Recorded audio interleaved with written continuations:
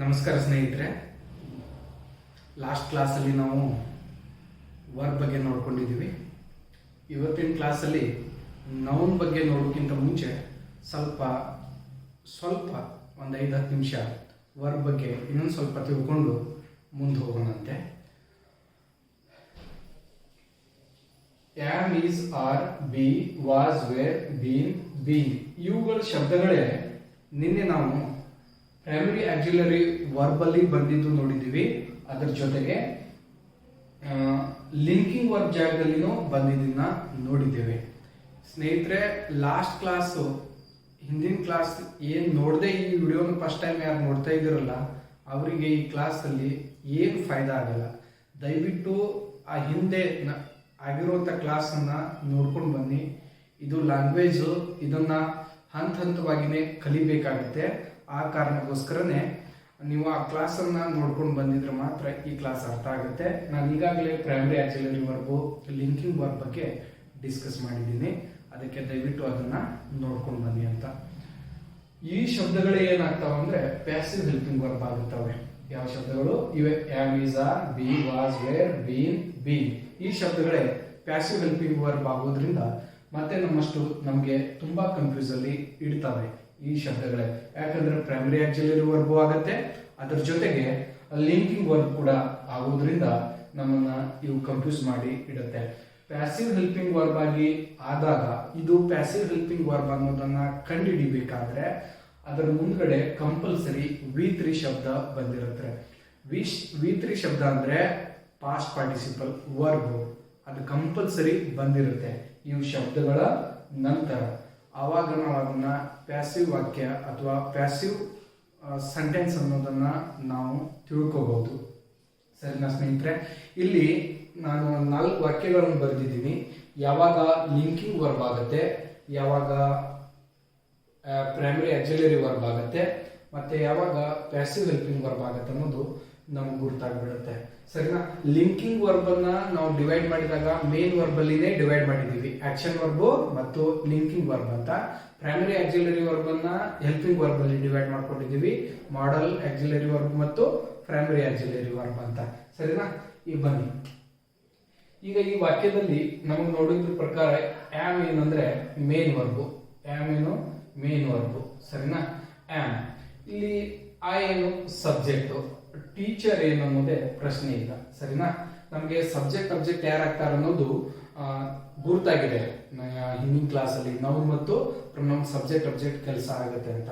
Linking verb ಅಂತ ಇಲ್ಲಿ ನಾವು ತಿಳ್ಕೋಬಹುದು. ಹೇಗೆ ಇದು ಆಮ್ ಅನ್ನ ಲಿಂಕಿಂಗ್ ವರ್ಬ್ ಆಗಿ ತಿಳ್ಕೋಬೇಕಂದ್ರೆ, ಇದಕ್ಕಿಂತ ಮುಂಚೆ ಏನಾದ್ರೂ ಪ್ರೈಮರಿ ಆಕ್ಸಿಲರಿ ವರ್ಬ್ ಆಗಿ ಬಂದಿದ್ರೆ, ಈ ಶಬ್ದಗಳು ಪ್ರೈಮರಿ ಆಕ್ಸಿಲರಿ ವರ್ಬ್ ಆಗಿ ಬಂದಿದ್ರೆ ಇವುಗಳ ಮುಂದೆ ಮೇನ್ ವರ್ಬ್ ಇರ್ತಿತ್ತು. ಹಾಗಾದ್ರೆ ಇದಕ್ಕಿಂತ ಮುಂಚೆ ಶಬ್ದ ಯಾವುದು ಇಲ್ಲ, ಟೀಚರ್ ನೌನ್ ಬಂದಿದೆ. ಇದನ್ನ ಏನಂತೀವಿ ಅಂದ್ರೆ ಸಬ್ಜೆಕ್ಟ್ ಕಾಂಪ್ಲಿಮೆಂಟ್ ಅಂತೀವಿ. ಯಾಕಂದ್ರೆ ಇದು ಲಿಂಕ್ ಮಾಡುತ್ತೆ, ಸಬ್ಜೆಕ್ಟ್ ಮತ್ತು ಸಬ್ಜೆಕ್ಟ್ ಕಾಂಪ್ಲಿಮೆಂಟ್ ಅನ್ನ ಲಿಂಕ್ ಮಾಡುತ್ತೆ. ಸಬ್ಜೆಕ್ಟ್ ಕಾಂಪ್ಲಿಮೆಂಟ್ ಏನಂದ್ರೆ ಸಬ್ಜೆಕ್ಟ್ ಬಗ್ಗೆ ಏನಾದ್ರೂ ಹೇಳೋದು. ಈಗ ಐ ಏನಿದ್ದಾರೆ? ಟೀಚರ್ ಇದ್ದಾರೆ. ಟೀಚರ್ ಯಾರಿದ್ದಾರೆ? ಐನೇ ಇದ್ದಾರೆ. ಹಾಗಾದ್ರೆ ಇವು ಟೀಚರ್ ಬೇರೆ ಇಲ್ಲ, ಐ ಬೇರೆ ಇಲ್ಲ. ಐ ಬಗ್ಗೆನೆ ನೌನು ಟೀಚರ್ ಅನ್ನೋ ಶಬ್ದ ಏನ್ ಹೇಳ್ತಾ ಇದೆ, ಐನ ಹೊಗಳೋದ್ ಜೊತೆಗೆ ಕಾಂಪ್ಲಿಮೆಂಟ್ ಮಾಡ್ತಾ ಇದೆ. ಏನಿದೀವಿ ಅನ್ನೋದನ್ನ ಹೇಳ್ತಾ ಇದೆ ಇದು ಟೀಚರ್ ಅನ್ನೋ ಶಬ್ದ. ಅದಕ್ಕೆ ಆಮ್ ಏನೈತಂದ್ರೆ ಮೇನ್ ವರ್ಬ್ ಆಯ್ತು. ಮೇನ್ ವರ್ಬ್ ಆಯ್ತು ಅಂದ್ರೆ ಆಕ್ಷನ್ ನಡೀಲಿಲ್ಲ, ಇರೋದನ್ನ ನೋಡಿದೀವಿ. ಹಾಗಾದ್ರೆ ಇಲ್ಲಿ ಏನೈತಂದ್ರೆ ಪ್ರೈಮರಿ ಆಕ್ಸಿಲರಿ ವರ್ಬ್ ಆಗ್ಲಿಲ್ಲ, ಪ್ಯಾಸಿವ್ ಹೆಲ್ಪಿಂಗ್ ವರ್ಬ್ನು ಆಗ್ಲಿಲ್ಲ, ಮುಂದ್ಗಡೆ V3 ವರ್ಬ್ ಇಲ್ಲ, ಮತ್ತೆ ಇದ್ರ ಮುಂದ್ಗಡೆ ಮೇನ್ ವರ್ಬ್ನು ಇಲ್ಲ. ಆ ಕಾರಣಕ್ಕೆ ಇದು ಲಿಂಕಿಂಗ್ ವರ್ಬ್ ಆಯ್ತು ಅನ್ನೋದು ನಮ್ಗೆ ಗುರ್ತೈತು. ಹಾಗಾದ್ರೆ ಮೇನ್ ವರ್ಬ್ ಅನ್ಬಹುದು ಅಥವಾ ಲಿಂಕಿಂಗ್ ವರ್ಬ್ ಅಂತಾನು ಇದನ್ನ ಹೇಳ್ಬಹುದು ಸ್ನೇಹಿತರೆ. I am teacher. I subject ಆಯ್ತು, ಸಬ್ಜೆಕ್ಟ್ ಕಾಂಪ್ಲಿಮೆಂಟ್. ಈ ಸಬ್ಜೆಕ್ಟ್ ಕಾಂಪ್ಲಿಮೆಂಟ್ ಏನು ಅನ್ನೋದೇ ನಮ್ ಚಾಪ್ಟರ್ ದಲ್ಲಿ ನಮ್ಗೆ ಗುರ್ತಾಗುತ್ತೆ. ಈ ಮುಂದಿನ ಕ್ಲಾಸ್ ನೆಕ್ಸ್ಟ್ ಒಂದು 5-10 ನಿಮಿಷ ನಂತರ ನಮ್ ಚಾಪ್ಟರ್ ಸ್ಟಾರ್ಟ್ ಆಗುತ್ತೆ, ಅದರಲ್ಲಿ ಗುರ್ತಾಗುತ್ತೆ. ಜಸ್ಟ್ ಫಾರ್ ಈಗ ಈ ಶಬ್ದಗಳ ಆಮ್, ಈಸ್, ಆರ್ ಏನಾಗ್ತವೆ? ಪ್ಯಾಸಿವ್ ಹೆಲ್ಪಿಂಗ್ ವರ್ಬ್ ಮತ್ತು ಪ್ರೈಮರಿ ಆಕ್ಸಿಲರಿ ವರ್ಬ್, ಅದರ ಜೊತೆಗೆ ಲಿಂಕಿಂಗ್ ವರ್ಬ್ ಆಗುತ್ತೆ ಅನ್ನೋದನ್ನ ನಾವು ನೋಡ್ಕೋಬೇಕು. ಹಾಗಾದ್ರೆ ಈ ಸೆಂಟೆನ್ಸ್ ಅನ್ನು ನೋಡಿ. Singh main verb. ಇದರಲ್ಲಿ ವರ್ಬ್ ಯಾವುದು? ಸಿಂಗ್. ಸಿಂಗ್, ಸ್ಯಾಂಗ್, ಸಂಗ್ ಮೂರು ರೂಪಗಳು ಇರುವಂತಹ ಶಬ್ದಗಳು ಏನಿರ್ತಾವ ಅಂದ್ರೆ ವರ್ಬ್ ಆಗಿರ್ತಾವೆ ಇಂಗ್ಲಿಷ್ ಅಲ್ಲಿ. ಹಾಗಾದ್ರೆ ಇದು ಮೇನ್ ವರ್ಬ್ ಆಯ್ತು. ಸಬ್ಜೆಕ್ಟ್ ಅನ್ನು ಕಂಡು ಹಿಡಿಬೇಕಾದ್ರೆ ಯಾವ್ದರಿಂದ ಪ್ರಶ್ನೆ ಮಾಡಬೇಕು? Who sing a song, I sing a song. I ಏನಾಯ್ತು? ಸಬ್ಜೆಕ್ಟ್ ಆಯ್ತು. ಹಾಗಾದ್ರೆ I sing what? Song. Song ಏನಾಯ್ತು ಅಂದ್ರೆ ಅಬ್ಜೆಕ್ಟ್ ಆಯ್ತು. ಇದು ಆಕ್ಟಿವ್ ವಾಕ್ಯ. ಹಾಗಾದ್ರೆ ಇದು ಆಕ್ಟಿವ್ ವಾಕ್ಯ ಇದೆ. ಆಕ್ಟಿವ್ ಅಲ್ಲಿ ಡೂವರ್ ಇರ್ತಾರೆ. ಆಕ್ಟಿವ್ ವಾಕ್ಯದಲ್ಲಿ ಡೂವರ್ ಇರ್ತಾರೆ. ಯಾರು ಕೆಲಸ ಮಾಡ್ತಾ ಇದ್ದಾರೆ? ಐ ಕೆಲಸ ಮಾಡ್ತಾ ಇದ್ದಾರೆ. ಏನ್ ಕೆಲಸ ಮಾಡ್ತಾ ಇದ್ದಾರೆ ಅಂದ್ರೆ ಹಾಡೋದನ್ನ ಕೆಲಸ ಮಾಡ್ತಾ ಇದ್ದಾರೆ. ಹಾಗಾದ್ರೆ ಈಗ ಬನ್ನಿ ಈ ವಾಕ್ಯನ, a song is sung by me. ಹಾಗಾದ್ರೆ ಇದರಲ್ಲಿ ಹೆಲ್ಪಿಂಗ್ ವರ್ಬ್ ಇಲ್ಲಿ ಬಂದಿದೆ ನೋಡಿ. ಮೇನ್ ವರ್ಬ್ ಯಾವುದು? ಸಂಗ್. ಯಾವುದು? V3 ಬಂದಿದೆ. ಸಿಂಗ್, ಸ್ಯಾಂಗ್, ಸಂಗ್ V3 ಬಂದಿದೆಯಾ? ಇದರ ಜೊತೆಗೆ ಮುಂದ್ಗಡೆ ಹೆಲ್ಪಿಂಗ್ ವರ್ಬ್ ಬಂದಿದೆ. ಈ ಹೆಲ್ಪಿಂಗ್ ವರ್ಬ್ ಏನು ಅನ್ನೋದನ್ನ ನಾವು ಕಂಡುಹಿಡಿಬೇಕು. ಅಕಸ್ಮಾತ್ ಪ್ರೈಮರಿ ಆಕ್ಸಿಲರಿ ವರ್ಬ್ ಆಗಿತ್ತು ಅಂದ್ರೆ ಮುಂದೆ continuous tense help main verb ಬರಬೇಕಾಗಿತ್ತು, ING ಫಾರ್ಮ್. ಮುಂದ್ಗಡೆ ಏನ್ ಬಂದಿದೆ ಅಂದ್ರೆ ಈ ಶಬ್ದಗಳ ಮುಂದೆ ಏನ್ ಬಂದಿದೆ ಅಂದ್ರೆ V3 ಬಂದಿದೆ. ಹಾಗಾದ್ರೆ ಇದು ಯಾವ್ದಾಯ್ತು ಅಂದ್ರೆ ಪ್ಯಾಸಿವ್ ವಾಕ್ಯ ಆಯ್ತು. ಪ್ಯಾಸಿವ್ ಅಲ್ಲಿ ನಮ್ಮ ಸಬ್ಜೆಕ್ಟ್ ಯಾರಾಗಿರ್ತಾರೆ ಅಂದ್ರೆ ರಿಸೀವರ್ ಆಗಿರ್ತಾರೆ. ಎ ಸಾಂಗ್, ಎ ಸಾಂಗ್ ಏನಾಯ್ತು ಅಂದ್ರೆ ಸಬ್ಜೆಕ್ಟ್ ಆಯ್ತು. ಬೈ ಏನಾಯ್ತು? ಪ್ರಿಪೋಸಿಷನ್ ಆಯ್ತು. ಪ್ರಿಪೋಸಿಷನ್ ಅಬ್ಜೆಕ್ಟ್ ಯಾರಾದ್ರು ಅಂದ್ರೆ ಮೀ ಆಯ್ತು. ಹಾಗಾದ್ರೆ ನಾನು ಹೇಳಿದ್ದೀನಿ ಸಬ್ಜೆಕ್ಟ್ ಅಬ್ಜೆಕ್ಟ್ ಯಾರಾಗ್ತಾರೆ ವಾಕ್ಯದಲ್ಲಿ ಈಗಾಗಲೇ ಹಿಂದಿನ ಕ್ಲಾಸ್ ಅಲ್ಲಿ ಹೇಳಿದ್ದೀನಿ. ಈಗ ನಿಮ್ಗೆ ಬರೀ ಜಸ್ಟ್ ನಾ ಹೇಳ್ಕೊಂಡು ಹೋದ್ರೆ ಅರ್ಥ ಹಾಕೊಂಡು ಹೋಗ್ಬಿಡುತ್ತೆ. ಹಾಗಾದ್ರೆ ಈ ಸಾಂಗ್ ಅನ್ನೋದು ರಿಸೀವರ್ ಆಯ್ತು. A song is sung by me. ನನ್ನಿಂದ ಒಂದು ಹಾಡನ್ನು ಹಾಡಲು ಪಡುತ್ತದೆ ಅಂತ ಹೇಳ್ತೀವಿ. ಹಾಗಾದ್ರೆ ಇಲ್ಲಿ ಹೆಲ್ಪಿಂಗ್ ವರ್ಬ್ ಅಂತ, ಇದರ ಮುಂದೆ ಏನ್ ಬಂತು? V3 ಬಂತು. ಹಾಗಾದ್ರೆ ಇಲ್ಲಿ ನಾನು ನಿಮಗೆ ಆಕ್ಟಿವ್ ಇಂದ ಪ್ಯಾಸಿವ್ ಮಾಡೋದು, ಪ್ಯಾಸಿವ್ ಇಂದ ಆಕ್ಟಿವ್ ಮಾಡೋದು ಅದನ್ನ ಕಲಿಸ್ತಾ ಇಲ್ಲ, ಹೇಗ್ ಮಾಡ್ಬೇಕು ಅನ್ನೋದು. ನಾನ್ ಬರೀ ಈ ಶಬ್ದಗಳನ್ನ ಐಡೆಂಟಿಫೈ ಮಾಡೋದನ್ನ ಮಾತ್ರ ಹೇಳ್ತಾ ಇದ್ದೀನಿ. ಇದನ್ನ ಪ್ರೆಸೆಂಟ್ ಟೆನ್ಸ್ ಯೂಸ್ ಮಾಡ್ತೀವಿ ಪ್ಯಾಸಿವ್ ಮಾಡ್ಲಿಕ್ಕೆ, ಇದನ್ನ ಪಾಸ್ಟ್ ಟೆನ್ಸ್ ಯೂಸ್ ಮಾಡ್ತೀವಿ, ಇದನ್ನ ಎನಿ ಪರ್ಫೆಕ್ಟ್ ಟೆನ್ಸ್ ಯೂಸ್ ಮಾಡ್ತೀವಿ, ಆಮೇಲೆ ಇದನ್ನ ಎನಿ ಕಂಟಿನ್ಯೂಸ್ ಟೆನ್ಸ್ ಗೆ ಯೂಸ್ ಮಾಡ್ತೀವಿ ವಾಕ್ಯದಲ್ಲಿ. ಹಾಗಾದ್ರೆ ಸ್ನೇಹಿತರೆ ಪ್ರೆಸೆಂಟ್ ಸಿಂಪಲ್ ಟೆನ್ಸ್ ಗೆ ಯೂಸ್ ಆಗತ್ತಂದ್ರೆ ನಾವು ಇಲ್ಲೇ ಹೇಳ್ಬಿಟ್ಟೆ ಅಲ್ಲ. ಹಾಗಾದ್ರೆ ಯಾವ ವಾಕ್ಯ? I sing a song. Main verb V1 ಬಂದಿದೆ ಅಂದ್ರೆ ಪ್ರೆಸೆಂಟ್ ಸಿಂಪಲ್ ಟೆನ್ಸ್ ಆಯ್ತು. ಪ್ರೆಸೆಂಟ್ ಸಿಂಪಲ್ ಟೆನ್ಸ್ ಆಯ್ತು ಅಂದ್ರೆ a song is sung by me. ಹಾಗಾದ್ರೆ ಇದನ್ನು ಪ್ರೆಸೆಂಟ್ ಸಿಂಪಲ್ ಟೆನ್ಸ್ ಯೂಸ್ ಮಾಡ್ಬೇಕಂದ್ರೆ ಈಸ್ ಬಂದಿದೆ ಅಲ್ಲ, ಅದಕ್ಕೆ ಇದು ಪ್ರೆಸೆಂಟ್ ಸಿಂಪಲ್ ಟೆನ್ಸ್ ದ ಪ್ಯಾಸಿವ್ ವಾಕ್ಯ. ಹಾಗಾದ್ರೆ ನೀವು ಆಕ್ಟಿವ್ ಟು ಪ್ಯಾಸಿವ್ ಮಾಡೋದನ್ನ ಕನ್ಫ್ಯೂಸ್ ಮಾಡ್ಕೋಬೇಡಿ. ಅದನ್ನ ಹೇಳ್ತಾ ಇಲ್ಲ, ಅದನ್ನ ಮುಂದೆ ಚೆನ್ನಾಗಿ ಒಂದಿನ ಕಲಿಸ್ತೀನಿ, ಏನ್ ತೊಂದರೆ ಇಲ್ಲ. ಆದ್ರೆ ಈಗ ನಾನು ಹೇಳ್ತಾ ಇರೋದು ಈ ಶಬ್ದಗಳು ಪ್ರೈಮರಿ ಆಕ್ಸಿಲರಿ ವರ್ಬ್ ಆಗುತ್ತೆ, ಅದರ ಜೊತೆಗೆ ಲಿಂಕಿಂಗ್ ವರ್ಬ್ನು ಆಗತ್ತೆ ಅನ್ನೋದನ್ನ ಹೇಳ್ತಾ ಇದ್ದೀನಿ ಸ್ನೇಹಿತರೆ. ಸರಿನಾ? ಹಾಗಾದ್ರೆ ಈ ವಾಕ್ಯದಲ್ಲಿ ನೋಡಿ ವಿ ಆರ್ ಲರ್ನಿಂಗ್ ಇಂಗ್ಲಿಷ್ ಅಂತಿದೆ. ಮೇನ್ ವರ್ಬ್ ಯಾವುದು ಅಂದ್ರೆ ಲರ್ನಿಂಗ್. ಸರಿನಾ? ಇದು main verb. Who learn English? We are learning English. Subject are ಏನಾಯ್ತು ಅಂದ್ರೆ ಇಲ್ಲಿ ಹೆಲ್ಪಿಂಗ್ ವರ್ಬ್ ಆಯ್ತು. We are learning what? English. English ಏನಾಯ್ತು ಅಂದ್ರೆ ಆಬ್ಜೆಕ್ಟ್ ಆಯ್ತು ಸ್ನೇಹಿತರೆ. ಹಾಗಾದ್ರೆ ಇದು ಆರು ಇಲ್ಲಿ ಯಾವ ಹೆಲ್ಪಿಂಗ್ ವರ್ಬ? ಯಾವ ಹೆಲ್ಪಿಂಗ್ ವರ್ಬ್ ಆಯ್ತು? Passive helping verb, linking verb, primary auxiliary verb? ಯಾಕಂದ್ರೆ ಲಿಂಕಿಂಗ್ ವರ್ಬ್ ಆಗಿತ್ತು ಅಂದ್ರೆ ಮುಂದೆ ಏನ್ ಬರ್ತಿತ್ತು? ಸಬ್ಜೆಕ್ಟ್ ಕಾಂಪ್ಲಿಮೆಂಟ್ ಬರ್ತಿತ್ತ, ಮುಂದೆ ಯಾವುದೇ ತರ ಮೇನ್ ವರ್ಬ್ ಬರ್ತಾ ಇರಲಿಲ್ಲ. ಈಗ ನೋಡಿ ಇಲ್ಲಿ ಹೆಲ್ಪಿಂಗ್ ವರ್ಬ್ ಆದ್ಮೇಲೆ ಮುಂದೆ ಕಂಟಿನ್ಯೂ ಫಾರ್ಮ್ ಅಲ್ಲಿ ಲರ್ನಿಂಗ್ ಅನ್ನೋದು V4 ಮೇನ್ ವರ್ಬ್ ಬಂದಿದೆ. ಹಾಗಾದ್ರೆ ಇದು ಕಂಪಲ್ಸರಿ ಏನಾಯ್ತು ಅಂದ್ರೆ ಪ್ರೈಮರಿ ಆಕ್ಸಿಲರಿ ವರ್ಬ್ ಆಯ್ತು. ಈ ತರ ನಾವು ಇದನ್ನ ಐಡೆಂಟಿಫೈ ಮಾಡ್ಕೊಳ್ಳೋದನ್ನ ಕಲಿಬೇಕು. ಸರಿ, ವಿ ಜೊತೆನೆ ಆರ್ ಬರುತ್ತೆ, ಲರ್ನಿಂಗ್ ಇದ್ರ ಜೊತೆ ING ಫಾರ್ಮ್ ಬರುತ್ತಾ? ಇವೆಲ್ಲ ಹೇಗ್ ಐಡೆಂಟಿಫೈ ಮಾಡ್ಕೊಳ್ಳೋದು ಅಂದ್ರೆ ನಾವೆಲ್ಲ ಇವುಗಳನ್ನೆಲ್ಲ 10th ಚಾಪ್ಟರ್ ದಲ್ಲಿ ಕಲ್ಕೋತೀವಿ. ಈಗ ಜಸ್ಟ್ ಫಾರ್ ಇವುಗಳು ನಮ್ಗೆ ಮೂರು ರೀತಿಯಲ್ಲಿ ಬಂದು ಕನ್ಫ್ಯೂಸ್ ಮಾಡ್ತಾರಂತ. ಇದರದ ವಾಕ್ಯನ ನಾನು ಇಲ್ಲಿ ಪ್ಯಾಸಿವ್ ಮಾಡಿಟ್ಟಿದ್ದೀನಿ ನೋಡಿ. ಪ್ಯಾಸಿವ್ ಏನಿದೆ ಅಂದ್ರೆ English subject is helping verb ಆಯ್ತಾ, ಬೀಯಿಂಗ್ ಎನಿ ಕಂಟಿನ್ಯೂಸ್ ಟೆನ್ಸ್ ಗೆ ಏನ್ ಮಾಡ್ತೀವಿ? ಬೀಯಿಂಗ್ ಹೆಲ್ಪಿಂಗ್ ವರ್ಬ್ ತಗೋತೀವ, ಇದು ಹೆಲ್ಪಿಂಗ್ ವರ್ಬ್ ಆಯ್ತು. ಸರಿನಾ? ಇದು present continuous tense helping verb ಆಯ್ತು, ಇದು ಪ್ಯಾಸಿವ್ ಹೆಲ್ಪಿಂಗ್ ವರ್ಬ್ ಆಯ್ತು, ಇದು ಪ್ಯಾಸಿವ್ ಹೆಲ್ಪಿಂಗ್ ವರ್ಬ್ ಆಯ್ತು. ಲರ್ನ್ V3 ಬಂದಿದೆ ನೋಡಿ, ಇದು ಮೇನ್ ವರ್ಬ್ ಆಯ್ತು, ಇದು ಪ್ರಿಪೋಸಿಷನ್ ಆಯ್ತು, ಇದು ಪ್ರಿಪೋಸಿಷನ್ ಅಬ್ಜೆಕ್ಟ್ ಆಯ್ತು, ಇದು ಪ್ರಿಪೋಸಿಷನ್ ಆಯ್ತು, ಪ್ರಿಪೋಸಿಷನ್ ಅಬ್ಜೆಕ್ಟ್ ಆಯ್ತು. ನಮ್ಮಿಂದ ಇಂಗ್ಲಿಷ್ ಕಲಿಯಲು ಪಡುತ್ತಾ ಇದೆ ಅಂತ ಸ್ನೇಹಿತರೆ. Am, is, are, be, was, were, been, being ಇವೇ ಶಬ್ದಗಳು ಏನಾಗ್ತಾವ ಅಂದ್ರೆ ಪ್ರೈಮರಿ ಆಕ್ಸಿಲರಿ ವರ್ಬ್ ಆಗ್ತವೆ, ಅದರ ಜೊತೆಗೆ ಲಿಂಕಿಂಗ್ ವರ್ಬ್ ಆಗುತ್ತೆ, ಅದರ ಜೊತೆಗೆ ಪ್ಯಾಸಿವ್ ಹೆಲ್ಪಿಂಗ್ ವರ್ಬ್ ಆಗುತ್ತೆ. ಪ್ರೈಮರಿ ಆಕ್ಸಿಲರಿ ವರ್ಬ್ ಆಗಿ ಬಂದಾಗ ಅದರ ಮುಂದೆ ಮೇನ್ ವರ್ಬ್ ಕಂಪಲ್ಸರಿ ಇರುತ್ತೆ, ಇಲ್ಲಿ ನೋಡಿ ಮೇನ್ ವರ್ಬ್ ಇದೆ. ಅಕಸ್ಮಾತ್ ಲಿಂಕಿಂಗ್ ವರ್ಬ್ ಆಗಿತ್ತು ಅಂದ್ರೆ ಸಬ್ಜೆಕ್ಟ್ ಕಾಂಪ್ಲಿಮೆಂಟ್ ಬರುತ್ತೆ. ಸಬ್ಜೆಕ್ಟ್ ಕಾಂಪ್ಲಿಮೆಂಟ್ ಅಂದ್ರೆ ಸಬ್ಜೆಕ್ಟ್ ಬಗ್ಗೆ ಏನಾದ್ರೆ ಹೇಳೋದು. ಅವ್ರು ಏನಿದ್ದಾರೆ, ಹಿ ಇಸ್ ಎ ಡಾಕ್ಟರ್, ಅವನೇನಿದ್ದಾನೆ ಡಾಕ್ಟರ್ ಇದ್ದಾನೆ. ಸಿ ಇಸ್ ಎ ಸಿಂಗರ್, ಅವಳು ಹಾಡುಗಾರ್ತಿ ಇದ್ದಾಳೆ ಅಂತ. ಈ ತರ ನಮಗೆ ಗೊತ್ತಾಗುತ್ತೆ ಲಿಂಕಿಂಗ್ ವರ್ಬ್ ಇಂದ. ಲಿಂಕಿಂಗ್ ವರ್ಬ್ ಏನ್ ಮಾಡುತ್ತೆ ಅಂದ್ರೆ ಸಬ್ಜೆಕ್ಟ್ ಮತ್ತು ಸಬ್ಜೆಕ್ಟ್ ಕಾಂಪ್ಲಿಮೆಂಟ್ ಅನ್ನ ಲಿಂಕ್ ಮಾಡುತ್ತೆ ಅನ್ನೋದು. ಅದರ ಜೊತೆಗೆ ಪ್ರೈಮರಿ ಆಕ್ಸಿಲರಿ ವರ್ಬ್ ಅಲ್ಲಿ ಹೆಲ್ಪಿಂಗ್ ವರ್ಬ್ ಆದ್ರೆ ಮುಂದೆ ಕಂಪಲ್ಸರಿ ಅಂತ ತಗೊಂಡ್ ಬರುತ್ತೆ, ಮೇನ್ ವರ್ಬ್ ಅನ್ನು ತಗೊಂಡ್ ಬರುತ್ತೆ. ಅಕಸ್ಮಾತ್ ಇವೇ ಪ್ಯಾಸಿವ್ ಹೆಲ್ಪಿಂಗ್ ವರ್ಬ್ ಆಗಿ ಯೂಸ್ ಆಗಿದ್ರೆ ನಮಗೆ ಕಂಪಲ್ಸರಿ ಏನ್ ಗೊತ್ತಾಗುತ್ತೆ ಅಂದ್ರೆ ಮುಂದೆ V3 ವರ್ಬ್ ಅನ್ನ ಕಂಪಲ್ಸರಿ ತಗೊಂಡ್ ಬರುತ್ತೆ. ಇವೇ ಶಬ್ದಗಳ ಮುಂದೆ ಕಂಪಲ್ಸರಿ V3 ಶಬ್ದ ಇತ್ತಂದ್ರೆ, V3 ವರ್ಬ್ ಇತ್ತಂದ್ರೆ ಅದನ್ನೇ ನಾವು ಏನಂತೀವಿ, ಪ್ಯಾಸಿವ್ ಸೆಂಟೆನ್ಸ್ ಅಂತ ಕರಿತೀವಿ ಅಂತ. ಸರಿನಾ? ಈಗ ನಾವು ನೆಕ್ಸ್ಟ್ ನೌನ್ ಚಾಪ್ಟರ್ ನ ನೋಡ್ಕೊಳ್ಳೋಣ. ನೌನ್ ಚಾಪ್ಟರ್ ನ ನೋಡ್ಕೊಳ್ಳೋಕ್ಕಿಂತ ಫಸ್ಟ್ ಬಹಳಷ್ಟು ಫ್ರೆಂಡ್ಸ್ ಸ್ಟೂಡೆಂಟ್ಸ್ ಏನ್ ಮಾಡ್ತಾ ಇದ್ದಾರೆ ಅಂದ್ರೆ ಕ್ಲಾಸ್ ಅನ್ನ ಲಿಂಕ್ ಅನ್ನ ಶೇರ್ ಮಾಡ್ತಾ ಇದ್ದಾರೆ. ಅವ್ರು ಏನ್ ಮಾಡ್ತಾ ಇದ್ದಾರೆ, ಒಂದೊಂದು ಕ್ಲಾಸ್ ವಿಡಿಯೋನ ಶೇರ್ ಮಾಡ್ತಾ ಇದ್ದಾರೆ.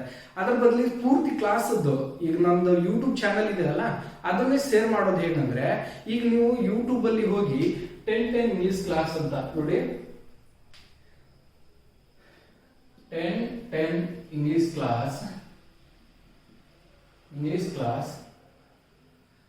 ಬೈ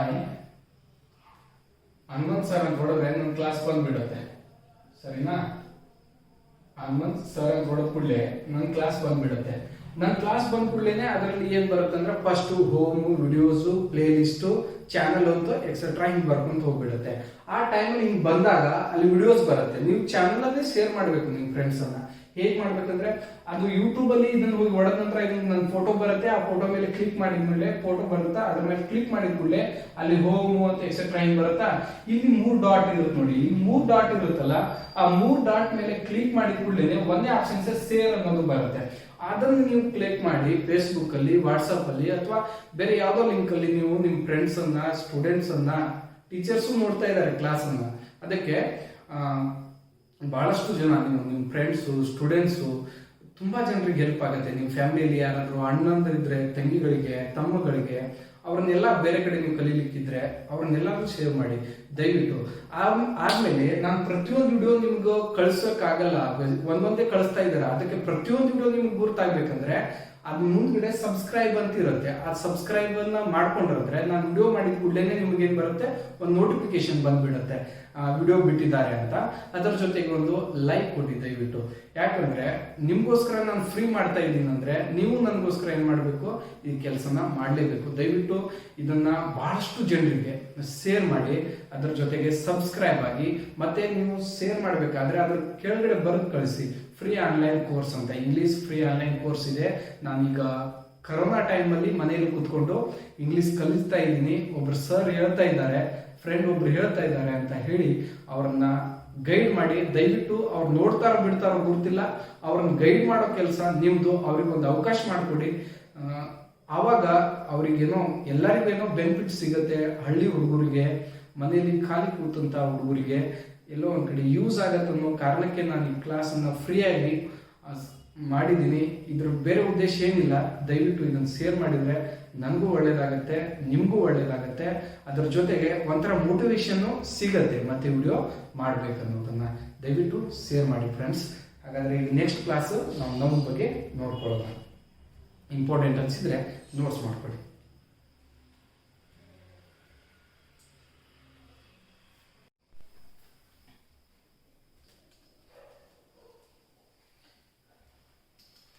ಸರಿ,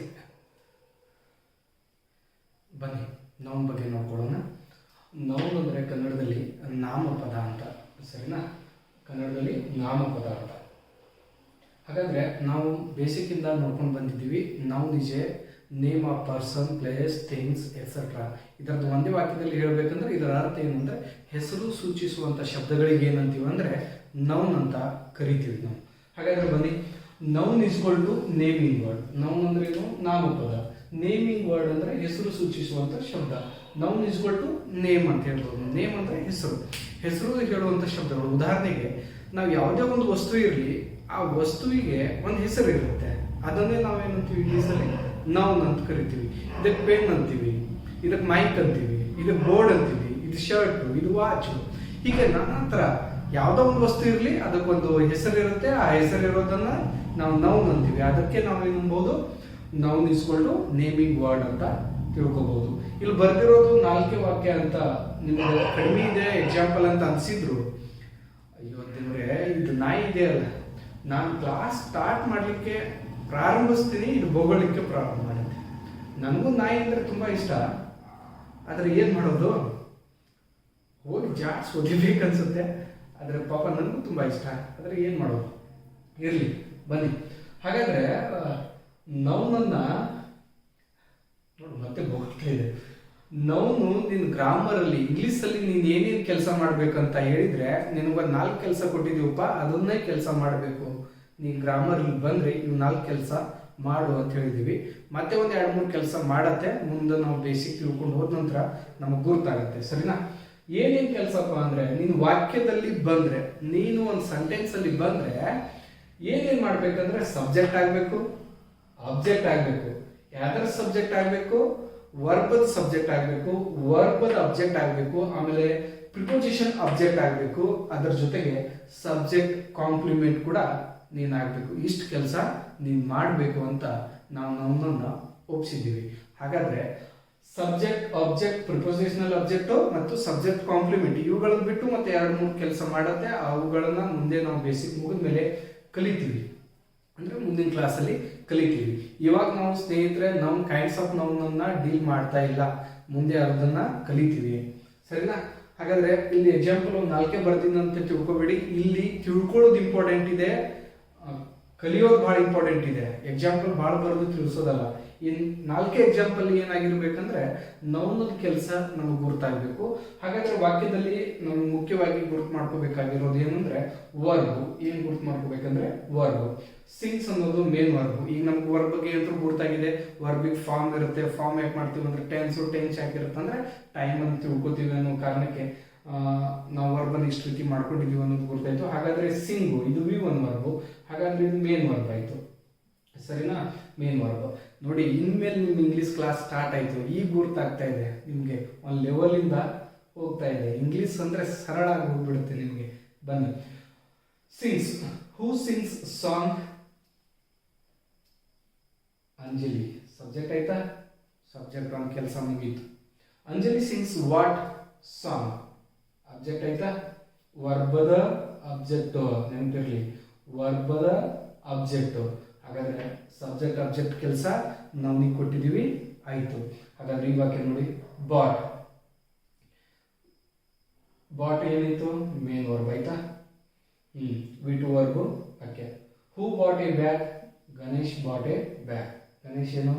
ಸಬ್ಜೆಕ್ಟ್ ಆಯ್ತು. ಏನು? ಎ ಅಂದ ಆರ್ಟಿಕಲ್ ಅನ್ನೋದು ಗುರ್ತೇ ಇದೆ, ಇದು article. Ganesh bought what bag? Bag ಏನೈತಂದ್ರೆ ಅಬ್ಜೆಕ್ಟ್ ಐತಿ. ಹಾಗಾದ್ರೆ ನಮ್ಗೆ ಸಬ್ಜೆಕ್ಟ್ ಅಬ್ಜೆಕ್ಟ್ ಕೆಲಸ ಯಾರು ಮಾಡ್ತಾರೆ ಅನ್ನೋದು ಗುರ್ತಾಯ್ತು, ನಾವು. ಇವು ಒಂದು ಕೆಲಸ ಮುಗೀತು, ಇದೊಂದು ಕೆಲಸ ಮುಗೀತು. ಈ ಪ್ರಿಪೋಸಿಷನಲ್ ಅಬ್ಜೆಕ್ಟ್ ಅಂತಿದೆ. ನೀವು ಇಂಗ್ಲಿಷ್ ಗ್ರಾಮರ್ ಅಲ್ಲಿ ಕೇಳಿರ್ಬಹುದು ಏನಂತ, ಪ್ರಿಪೋಸಿಷನ್ ಅಬ್ಜೆಕ್ಟ್ ಅಥವಾ ಪ್ರಿಪೋಸಿಷನ್ ಅಂತ ಕೇಳಿರ್ಬಹುದು. ಇನ್ನು, at, on, from, with, above, up, across, ಬಹಳಷ್ಟು ಶಬ್ದಗಳಿದಾವೆ. ಇವುಗಳನ್ನ ಪ್ರಿಪೋಸಿಷನ್ ಅಂತ ಕರಿತೀವಿ. ಅದರದ ನಂತರ ಏನಾಗ್ಬೇಕಂದ್ರೆ ನೌನ್ ಬರ್ಬೇಕನ್ನೋದನ್ನ ರೂಲ್ಸ್ ಹೇಳುತ್ತೆ. ನೀನೇನು ಪ್ರಿಪೋಸಿಷನ್ ಅಬ್ಜೆಕ್ಟ್ ಆಗ್ಬೇಕು. ಹಾಗಾದ್ರೆ ಪ್ರಿಪೋಸಿಷನ್ ವಾಕ್ಯದಲ್ಲಿ ಯಾವ್ದು ಬರುತ್ತಂದ್ರೆ ಹೊಸ ಏನಾದ್ರೂ ವರ್ಡ್ ಅನ್ನ ಸೇರಿಸ್ಲಿಕ್ಕೆ, ಹೊಸ ಥಿಂಗ್ಸ್ ವಿಚಾರನ್ನ ಸೇರಿಸ್ಲಿಕ್ಕೆ ವಾಕ್ಯದಲ್ಲಿ ಬರುತ್ತೆ. ಅದೇನಾಗುತ್ತೆ ಅಂದ್ರೆ preposition it stands for before noun R pronoun and it relates other words in sentence ಅಂತ. ವಾಕ್ಯದಲ್ಲಿ ಇತರೆ ಶಬ್ದಗಳ ಜೊತೆಗೆ ಸಂಬಂಧ ಮಾಡಿ ನೌನ್ ಮತ್ತು ಪ್ರೊನೌನ್ಗಿಂತ ಮುಂಚೆ ಬಂದು ವಾಕ್ಯದಲ್ಲಿ ನಿಲ್ಲುತ್ತೆ. ಪ್ರಿಪೋಸಿಷನ್ ಕೆಲಸ ಇದು. ಹಾಗಾದ್ರೆ ನೋಡಿ ಇಲ್ಲೊಂದು ಫುಲ್ ಸ್ಟಾಪ್ ಇಟ್ಟಿದ್ದೀನಿ. ಇದನ್ನು ಬಿಟ್ರೆ ಅಂಜಲಿ ಸಿಂಗ್ಸ್ ಎ ಸಾಂಗ್ ಅಂತಿದೆ. Anjali sings a song. ಈಗ ಫಾರ್ ಅನ್ನೋದು preposition. Anjali sings a song for Aman. ಹಾಗಾದ್ರೆ ಫಾರ್ ಏನಾಯ್ತು? ಪ್ರಿಪೋಸಿಷನ್ ಆಯ್ತು. ಪ್ರಿಪೋಸಿಷನ್ ಆದ್ಮೇಲೆ ರೈಟಿಂಗ್ ನೋಡ್ಬೇಕು. ಪ್ರಿಪೋಸಿಷನ್ ಆದ್ಮೇಲೆ ರೈಟಿಂಗ್ ನೋಡಿದ ಕೂಡಲೇ ಅಲ್ಲಿ ನೌನ್ ಬಂದಿರುತ್ತೆ. ಅದೇ ನೌನ್ ಏನಾಗಿರುತ್ತೆ ಅಂದ್ರೆ ಪ್ರಿಪೋಸಿಷನ್ ಅಬ್ಜೆಕ್ಟ್ ಆಗಿರುತ್ತೆ. ಹಾಗಾದ್ರೆ ಪ್ರಿಪೋಸಿಷನ್ ಕೆಲಸ ಮುಗಿತಾ? ಪ್ರಿಪೋಸಿಷನ್ ಕೆಲಸ ಮುಗಿತಲ್ಲ, ಈಗ ಅಬ್ಜೆಕ್ಟ್ ಆಗೋದು. ಫಾರ್ ಪ್ರಿಪೋಸಿಷನ್ ಆಯ್ತು, ಆಮೇಲೆ ಪ್ರಿಪೋಸಿಷನ್ ಆಬ್ಜೆಕ್ಟ್ ಆಯ್ತು. ನೋಡಿ ಸಾಂಗ್ ಏನು ನೌನು, ಬ್ಯಾಗ್ ಏನು ನೌನು, ಗಣೇಶ್ ಏನು ನೌನು, ಅಂಜಲಿ ಏನು ನೌನು, ಸಬ್ಜೆಕ್ಟ್ ಆಬ್ಜೆಕ್ಟ್ ಕೆಲಸ ಮಾಡ್ತಾ ಇರೋದು ಯಾರು ನೌನು, ಪ್ರಿಪೋಸಿಷನ್ ಆಬ್ಜೆಕ್ಟ್ ಆಗ್ತಾ ಇರೋದು ಯಾರು ನೌನು. ಈ ವಾಕ್ಯನ ಫುಲ್ ಸ್ಟಾಪ್ ತೆಗೆದು ಮುಂದೆ ನಾವು ಕಂಟಿನ್ಯೂ ಮಾಡ್ಕೊಂಡು ಹೋಗ್ಬೋದು. Ganesh bought a bag for, ನೋಡಿ ಫಾರ್ ಗೀತಾ, ಗೀತಾ ಪ್ರಿಪೋಸಿಷನ್ ಆಯ್ತಾ, ಪ್ರಿಪೋಸಿಷನ್ ಆಬ್ಜೆಕ್ಟ್ ಆಯ್ತು. ಇಲ್ಲಿ ಮತ್ತೆ ಸ್ಟಾಪ್ ಆಗಿದ್ದನ್ನು ಮತ್ತೆ ಆಡ್ ಮಾಡ್ಕೊಂಡು ಹೋಗ್ಬೋದು. From Dharwad, Dharwad, on Sunday. ಸರಿನಾ? ಈಗ ನೋಡಿ ನಾನು ಹೇಳಿದ್ನಲ್ಲ, ಪ್ರಿಪೋಸಿಷನ್ ಏನ್ ಮಾಡುತ್ತಂದ್ರೆ ಹೊಸ ವಿಚಾರನ ಸೇರಿಸಲಿಕ್ಕೆ, ಸೆಂಟೆನ್ಸ್ ಅನ್ನ ಮುಂದುವರಿಸಲಿಕ್ಕೆ ಅದು ಹೆಲ್ಪ್ ಮಾಡುತ್ತೆ ಅಂತ. ಫ್ರಾಮ್ ಏನಾಯ್ತು ಮತ್ತೆ ಪ್ರಿಪೋಸಿಷನ್ ಆಯ್ತಾ, ಅಂದ್ರೆ ಎಲ್ಲಿಂದ, ಧಾರವಾಡಿಂದ, ಪ್ರಿಪೋಸಿಷನ್ ಆಬ್ಜೆಕ್ಟ್ ಆಯ್ತಾ. ನೆಕ್ಸ್ಟ್ ಆನ್ ಏನಾಯ್ತು, ಪ್ರಿಪೋಸಿಷನ್ ಆಯ್ತು. ಪ್ರಿಪೋಸಿಷನ್ ಆದ್ಮೇಲೆ ಸಂಡೇ ಏನಾಯ್ತು, ಪ್ರಿಪೋಸಿಷನ್ ಆಬ್ಜೆಕ್ಟ್ ಆಯ್ತು. ಇಲ್ಲಿ ಲಕ್ಷ ಕೊಡಿ ಸ್ನೇಹಿತರೆ, ಪ್ರಿಪೋಸಿಷನ್ ಆದ್ಮೇಲೆ ರೈಟ್ ಸೈಡ್ ಹೋದ್ರೆ ಪ್ರಿಪೋಸಿಷನ್ ಅಬ್ಜೆಕ್ಟ್ ಸಿಗತ್ತೆ. ಅದು ಅಬ್ಜೆಕ್ಟ್ ಕೆಲಸ ಯಾರು ಮಾಡಿರ್ತಾರೆ ಅಂದ್ರೆ ನೌನು ಮಾಡುತ್ತೆ ಅನ್ನೋದು ಗೊತ್ತಾಯ್ತು. ಪ್ರಿಪೋಸಿಷನಲ್ ಅಬ್ಜೆಕ್ಟ್ ಮತ್ತು ವರ್ಬದ ಅಬ್ಜೆಕ್ಟ್ ಅಲ್ಲಿ ವ್ಯತ್ಯಾಸ ಇರುತ್ತೆ. ಪ್ರಿಪೋಸಿಷನಲ್ ಅಬ್ಜೆಕ್ಟ್ ಏನಂದ್ರೆ ಪ್ರಿಪೋಸಿಷನ್ ಆದ್ಮೇಲೆ ಬಂದಿರುತ್ತೆ, ವರ್ಬದ ಅಬ್ಜೆಕ್ಟ್ ಏನಾಗಿರುತ್ತೆ ಅಂದ್ರೆ ವರ್ಬ್ ಆದ್ಮೇಲೆ ಬಂದಿರುತ್ತೆ. ಇದು ಲಕ್ಷ ಕೊಡಿ. ಹಾಗಾದ್ರೆ ನೋಡಿ, Ganesh bought a bag for Geeta from Dharwad on Sunday. ಹಾಗಾದ್ರೆ ಗಣೇಶ್ ಗೀತಾಗೋಸ್ಕರ ಒಂದು ಬ್ಯಾಗ್ ತಗೊಂಡ ಧಾರವಾಡಿಂದ ರವಿವಾರ ಅಂತ ಗೊತ್ತಾಯ್ತಾ. ಈ ತರ ನಾವು ವಾಕ್ಯನ ಬಹಳಷ್ಟು ಉದ್ದು ಮಾಡ್ಕೊಂಡು ಹೋಗ್ಬೋದು, ಪ್ರಿಪೋಸಿಷನ್ ಆ್ಯಡ್ ಮಾಡ್ಕೊಂಡು. ಹಾಗಾದ್ರೆ ಸಬ್ಜೆಕ್ಟ್ ಕೆಲಸ ಮಾಡೋದು ಗೊತ್ತಾಯ್ತು, ಅಬ್ಜೆಕ್ಟ್ ಕೆಲಸ ಮಾಡೋದು ಗೊತ್ತಾಯ್ತು, ಆಮೇಲೆ ಪ್ರಿಪೋಸಿಷನಲ್ ಅಬ್ಜೆಕ್ಟ್ ಕೆಲಸ ಮಾಡೋದು ಗೊತ್ತಾಯ್ತು. ಹಾಗಾದ್ರೆ ಕೊನೆಗೆ ಉಳಿದಿರೋದು ಸಬ್ಜೆಕ್ಟ್ ಕಾಂಪ್ಲಿಮೆಂಟ್ ಅಂತ. ಸಬ್ಜೆಕ್ಟ್ ಕಾಂಪ್ಲಿಮೆಂಟ್ ಅಂದ್ರೆ ಹಾಗೆ ತಾನೇ ಹೇಳಿದ್ದೆ, ಸಬ್ಜೆಕ್ಟ್ ಅನ್ನು ಮತ್ತು ಸಬ್ಜೆಕ್ಟ್ ಕಾಂಪ್ಲಿಮೆಂಟ್ ಅಂದ್ರೆ ಒಂದೇ ಆಗಿರುತ್ತೆ. ಸಬ್ಜೆಕ್ಟ್ ಬಗ್ಗೆ ಅದು ಏನಾದ್ರೂ ಹೇಳಿರುತ್ತೆ, ಅದನ್ನೇ ನಾವೇನಂತೀವಿ ಸಬ್ಜೆಕ್ಟ್ ಕಾಂಪ್ಲಿಮೆಂಟ್ ಅಂತ ಹೇಳ್ತೀವಿ. ಹಾಗಾದ್ರೆ ನೋಡಿ, ಈಸ್ ಏನು ಲಿಂಕಿಂಗ್ ವರ್ಬ್, ನಾ ಹೇಳಿದೀನಿ ಲಿಂಕಿಂಗ್ ವರ್ಬ್ ಅಂದ್ರೆ ಮೇನ್ ವರ್ಬ್, ಅದಾದ್ಮೇಲೆ ನೋವು ಬಂದಿತ್ತಂದ್ರೆ ಅದು ಸಬ್ಜೆಕ್ಟ್ ಕಾಂಪ್ಲಿಮೆಂಟ್ ಆಗಿ ಕೆಲಸ ಮಾಡುತ್ತೆ. ಇದು ಪ್ರೈಮರಿ ಆಕ್ಸಿಲರಿ ವರ್ಬ್ ಅಲ್ಲ, ಯಾಕಂದ್ರೆ ಮುಂದ್ಗಡೆ ಮೇನ್ ವರ್ಬ್ ಇಲ್ಲ. ಇದು ಪ್ಯಾಸಿವ್ ಹೆಲ್ಪಿಂಗ್ ವರ್ಬ್ ಇಲ್ಲ, ಯಾಕಂದ್ರೆ ಇದರ ಮುಂದ್ಗಡೆ V3 ಶಬ್ದ ವರ್ಬ್ ಬಂದಿಲ್ಲ. ಹಾಗಾದ್ರೆ ಹಿ ಸಬ್ಜೆಕ್ಟ್ ಆಯ್ತು, ಈಸ್ ಲಿಂಕಿಂಗ್ ವರ್ಬ್ ಆಯ್ತು, ಡಾಕ್ಟರ್ ಸಬ್ಜೆಕ್ಟ್ ಕಾಂಪ್ಲಿಮೆಂಟ್ ಆಯ್ತು. ಡಾಕ್ಟರ್ ಯಾರಿದ್ದಾರೆ, ಹಿ ಇದ್ದಾರೆ, ಹಿ ಏನಿದ್ದಾನೆ ಡಾಕ್ಟರ್ ಇದ್ದಾನೆ. ಸರಿನಾ? ಇದನ್ನೇ ನಾವೇನಂತೀವಿ ಸಬ್ಜೆಕ್ಟ್ ಕಾಂಪ್ಲಿಮೆಂಟ್ ಅಂತ. ಸರಿನಾ? ಸಬ್ಜೆಕ್ಟ್ ಕಾಂಪ್ಲಿಮೆಂಟ್ ಕೆಲಸನು ನಾವು ಮಾಡ್ತು. ಇದರ ಮುಂದೆನೆ ನಾವು ಹೇಳ್ಬೋದು, ಹಿ is a doctor in civil hospital ಅಂತ. ಅವ್ರೆ ಇದು ನೋಡಿ, ಏನು ಪ್ರಿಪೋಸಿಷನ್ ಬಂತ, ಪ್ರಿಪೋಸಿಷನ್ ಆದ್ಮೇಲೆ ಸಿವಿಲ್ ಹಾಸ್ಪಿಟಲ್ ಏನಾಯ್ತು, ಅಬ್ಜೆಕ್ಟ್ ಆಯ್ತು. ಹಾಗಾದ್ರೆ ಇವೆಲ್ಲ ಕೂಡಿ ಏನ್ ಮಾಡ್ತಾ ಇದ್ದಾರೆ, ಯಾವ್ದ್ರ ಬಗ್ಗೆ ಹೇಳ್ತಾ ಇದ್ದಾರೆ, ಈ ಶಬ್ದ ಡಾಕ್ಟರ್ ಯಾರಿದ್ದಾರೆ, ಹಿ ಇದ್ದಾನೆ, ಹಿ ಎಲ್ಲಿ ಕೆಲಸ ಮಾಡ್ತಾ ಇದ್ದಾನೆ, ಸಿವಿಲ್ ಹಾಸ್ಪಿಟಲ್ ಅಲ್ಲಿ ಮಾಡ್ತಾ ಇದ್ದಾನೆ. ಇವೆಲ್ಲ ನೋಡಿದ್ರೆ ಈ ಪೂರ್ತಿ ವಾಕ್ಯನು ನಾವೇನು ಅನ್ಬೋದು, ಸಬ್ಜೆಕ್ಟ್ ಕಾಂಪ್ಲಿಮೆಂಟ್ ಅಂತಾನು ಕರಿಬಹುದು. ಸರಿನಾ? ಹಾಗಾದ್ರೆ ಕೊನೆಗೊಂದು ವಾಕ್ಯ ಇದೆ ಸ್ನೇಹಿತರೆ ನೋಡಿ, ಸಿ ಇಸ್ ಎ ಸ್ಮಾರ್ಟ್ ಅಂತ ಇದೆ. ಅವಳೇನಿದ್ದಾಳೆ, ಸುಂದರವಾಗಿದ್ದಾಳೆ. ಹಾಗಾದ್ರೆ ಸ್ಮಾರ್ಟ್ ಏನಂದ್ರೆ ಅಡ್ಜೆಕ್ಟಿವ್ ಕೂಡ ಸಬ್ಜೆಕ್ಟ್ ಕಾಂಪ್ಲಿಮೆಂಟ್ ಆಗಿ ಕೆಲಸ ಮಾಡುತ್ತೆ. ಇದ್ರ ಬಗ್ಗೆ ನಾವು ಡಿಟೇಲ್ ಆಗಿ ಅಡ್ಜೆಕ್ಟಿವ್ ಚಾಪ್ಟರ್ ದಲ್ಲಿ ಕಲಿತೀವಿ. ಹಾಗಾದ್ರೆ ಇನ್ನೊಂದ್ಸಲ ಹೇಳ್ಬಿಡ್ತೀನಿ ನೋಡಿ, noun is equal to naming word. Noun grammar ದಲ್ಲಿ ಬಂದ್ರೆ 4 ಕೆಲಸ ಮಾಡುತ್ತೆ, ಮುಖ್ಯವಾಗಿ 5 ಅಥವಾ 6 ಕೆಲಸ ಮಾಡುತ್ತೆ. ಈಗ ಮುಖ್ಯವಾಗಿ ನಾವು ತಿಳ್ಕೊಳ್ಳಿರೋದು 4 ಕೆಲಸ. ಅದರಲ್ಲಿ subject, object, prepositional object, subject complement. Anjali, song, Ganesh, bag ಇವೆಲ್ಲ ನೌನ್ ಆಗಿರೋದ್ರಿಂದ ಸಬ್ಜೆಕ್ಟ್ ಆಬ್ಜೆಕ್ಟ್ ಕೆಲಸ ಮಾಡ್ತಾ ಇದ್ದಾವೆ. ಪ್ರಿಪೋಸಿಷನಲ್ ಅಬ್ಜೆಕ್ಟ್ ಅಂದ್ರೆ ಪ್ರಿಪೋಸಿಷನ್ ಆದ್ಮೇಲೆ ಒಂದು ನೌನ್ ಬಂದಿರುತ್ತೆ, ಆ ನೌನ್ ಏನಾಗಿರುತ್ತೆ ಅಂದ್ರೆ ಪ್ರಿಪೋಸಿಷನ್ ಅಬ್ಜೆಕ್ಟ್ ಆಗಿರುತ್ತೆ.